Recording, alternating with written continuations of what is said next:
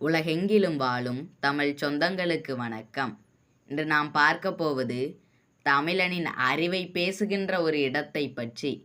சுமார் 2000 ஆண்டுகளுக்கு முன்பு சோழ மன்னன் கரிகால சோழனால் காவிரி ஆற்றின் மீது கட்டப்பட்ட கல்லணையை பற்றி. இதன் நோக்கம் தண்ணீரை அடக்க வேண்டும் என்பது இல்லை, அதை சீராக பகிர வேண்டும் என்பது. விவசாயம் செழிக்கவும் மக்கள் பசியில்லாமல் வாழவும் கரிகால சோழனால் இவ்வணை கட்டப்பட்டது. அந்த காலத்தில் எந்தவிதமான இயந்திரமும் நவீன தொழில்நுட்பமும் இல்லை. இருந்தது இரண்டு விஷயம்தான். ஒன்று தமிழனின் அறிவு, மற்றொன்று தமிழரின் உழைப்பு.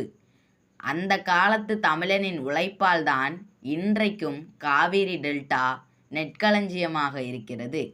கல்லணை என்பது ஒரு கட்டுமானம் மட்டுமல்ல, அது தமிழனின் தொலைநோக்கு சிந்தனைக்கும் பொறியியல் திறனுக்கும் நாகரிகத்துக்கும் அடையாளம்.